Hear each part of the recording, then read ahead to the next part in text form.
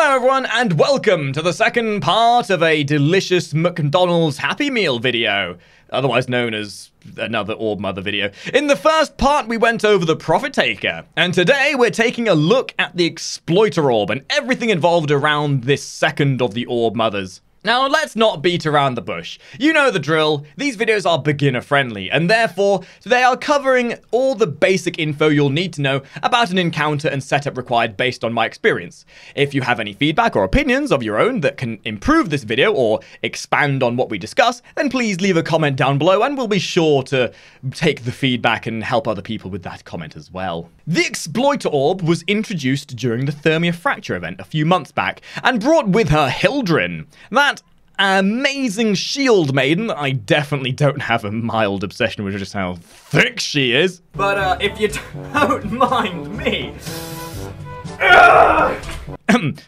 Now, to actually start this event, you don't need reputation level like the Profit Taker. Instead, at least one person in your team needs to have a diluted Thermia, which is obtained by completing the Thermia harvesting during the Thermia Fracture event, which usually happens very similarly to the Ghoul event on the Plains of Eidolon, about once a month, maybe twice a month. Simply put, go to kill the big spiders that follow around the Exploiter Orb near the Temple of Profit, and shove the canisters they drop into a fracture that spawns around for the Orb Valis, and wait till it fills. Keep in mind that if you put 4 canisters into one fracture, it does then speed up the process, making life a bit easier. But we're not here to discuss the Thermia Fracture event. This is just to let you know that's where you get them from.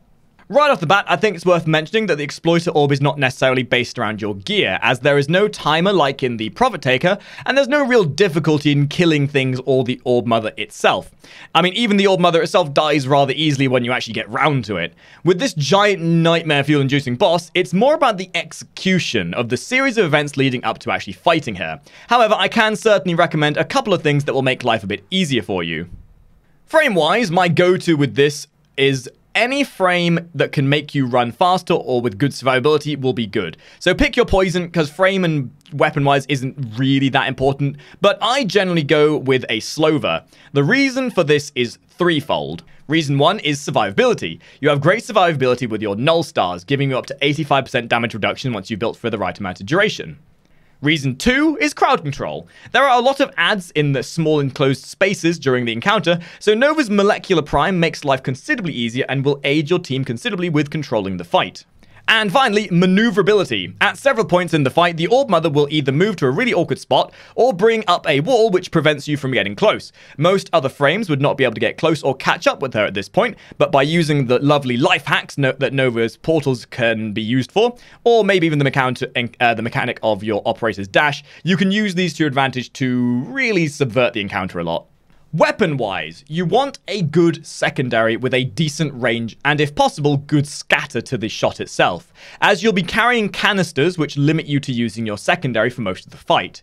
Your primary can be whatever you want, as your melee should just be a solid melee weapon for clearing waves of mini spiders. Now, my go-to weapon for this is the Euphona.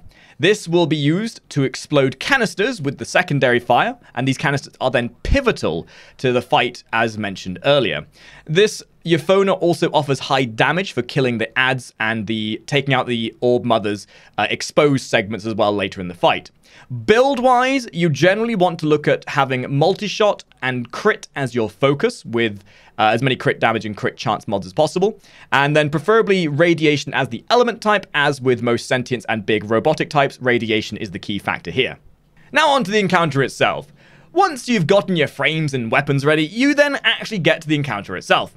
Something to realize here is that unlike the Profit Taker, which was way more based around your gear and DPS requirements, this one starts off moderately hard, but once you realize the sequence of events needed to kill her, then it is, in my eyes, easier than the Profit Taker, as it just basically turns into a checklist of things you need to do to get the encounter done. To start the encounter, you must first of all head to the cave on the very far east of the map, just above the Harindi crater and below the reflector control locations. You'll find the cave on the outer edge of the big overarching pillory things that are very obvious, and there is a cave marker on your map once you get close enough. Heading inside the cave, you'll then find a door. Once each person has arrived at said door, it will then open, assuming at least one person has a diluted thermia. Once inside Deck 12, one person will need to then go activate a control panel on the top left floor from the entrance. Upon doing so, the Orb Mother will then descend from a big hole in the ceiling and position herself upon some rocks above you. To start the encounter fully, all you need to do is shoot the rocks out from under her feet, and that will allow her to, rather daintily, fall to the ground, and at this point the encounter begins properly. During Phase 1, the Exploiter Orb herself doesn't really have any major abilities, but she does continuously spawn little tiny micro spiders, which can overwhelm rather quickly, so it's worth keeping them under wraps where possible. This is also where Nova really shines with the potency of her molecular prime, as it will affect a large amount of them, if not the entire room, if you are built properly. Everything else she does is basically about shooting you with turrets and making sure you don't stand in stupid stuff. As mentioned with the Profit Taker, we're not going to explain the abilities, which are a simple case of don't stand in stupid, otherwise this video would be 5 hours long. Now, before we go any further, let's talk a little bit about Deck 12 itself, as there are some important features here that are relevant to the fight. In each corner of the room, in set areas, there are thermia machines that will deposit canisters of either refined or concentrated thermia, and every time you throw a canister or lose one, then it will take 30 seconds for a new one to spawn from that location. The thermia that these machines deposit are pivotal to the encounter, so let's look at why. Once the encounter starts, after she's fallen daintily from her perch, the Orb Mother will expose her vents. These vents are her Phase 1 weak spot, and the first one you destroy will then cause the other 3 to be encased in ice, like the frigid lady she is. Did I mention she's British? Hardship builds character!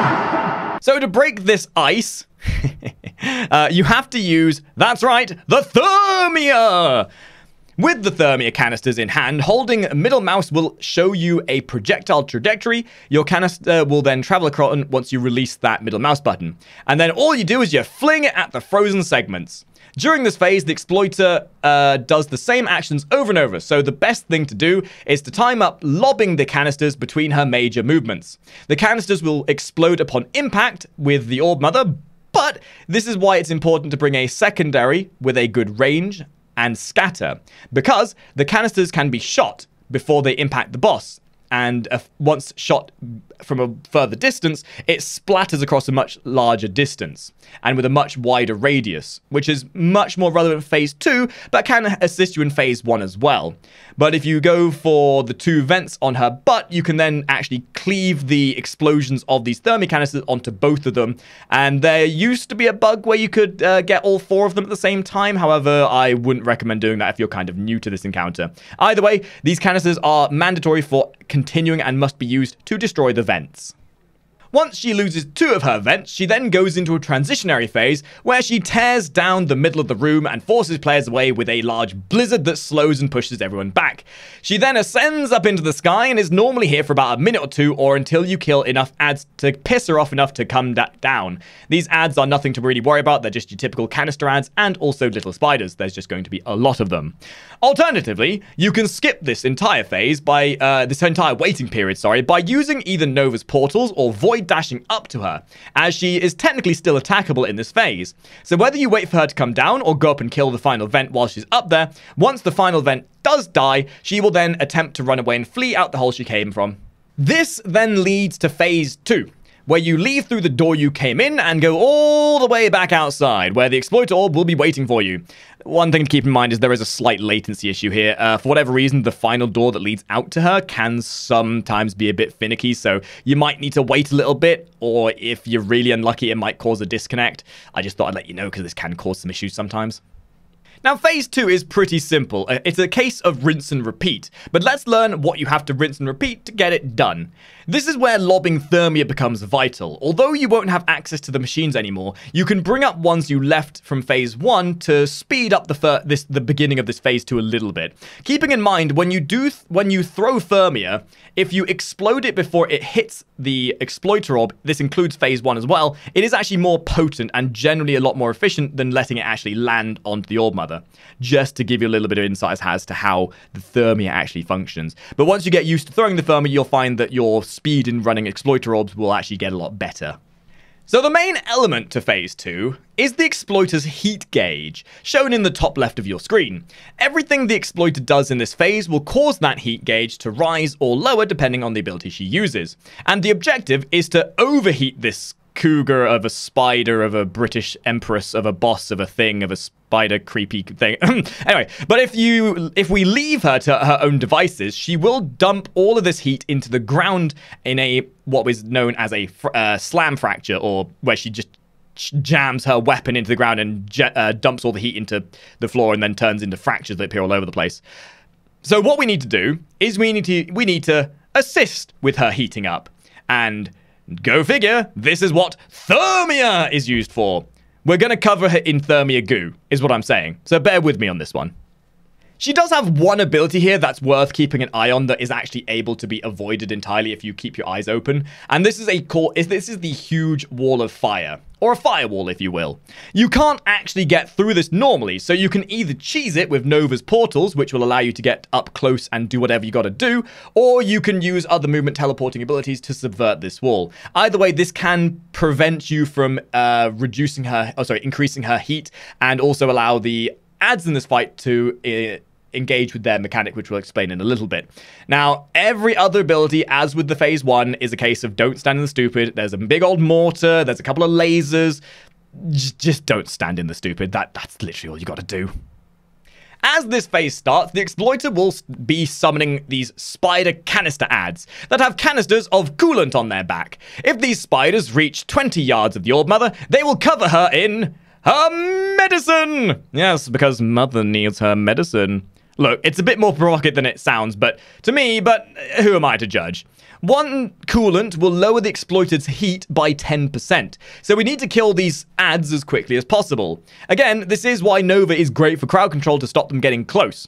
When the adds die, assuming they haven't dumped their coolant, they will then drop their canister, which can then be filled with Thermia! The Thermia is obtained from the fractures that appear around the area when the Exploiter performs her ground slam injecty heaty ability that summons the fractures. And as with the previous phase, you're looking to lob these at the Exploiter, coating her in a layer of your sticky, sticky goo. This isn't me trying to be lewd, I promise. Much. Anyway, something to try and keep an eye on is if you strike her with more Thermia closer together, so if you've got teammates with this, if you line up your Thermia to be striking closer together, then the heat builds up quicker as well. So coordinating with your team is vital to making this run quicker. Also, the more of an area you end up covering by shooting the Thermia before it lands, the quicker this heats up as well, as the heat buildup is based on how much of her body is affected by the Thermia at the time. So if you blow up the canister just before it hits, it actually ends up building the heat up much, much faster. Once she does reach max heat, she then overheats, allowing someone to run up to her and remove one of her 3.5-foot floppy coolant discs from her face. She then stands back up and you're able to then shoot the exposed spot you just pulled out. Once the segment is destroyed, that's it! You do the same thing 2 more times, heat her up, kill her adds, destroy limb. After the third limb, or face in this case, is removed, she then can be killed, and congratulations, you've just killed the Exploiter Orb.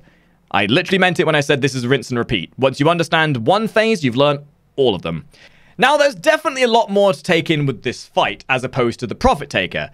But whereas the Profit Taker will always show some level of difficulty based on your team's DPS, once you get the checklist of things to do with the Exploiter Orb done, and you understand it and have memorized it, you suddenly realize how easy this can become, and really, in my eyes, is actually far easier than the Profit Taker in the grand scheme of things. But what do you guys think? Do you like this encounter? I love the fact it actually feels like a boss rather than just shoot it till it's dead kind of fight, like most of the other encounters in Warframe. And that's it! Hopefully you've enjoyed this video and the previous Profit Taker video.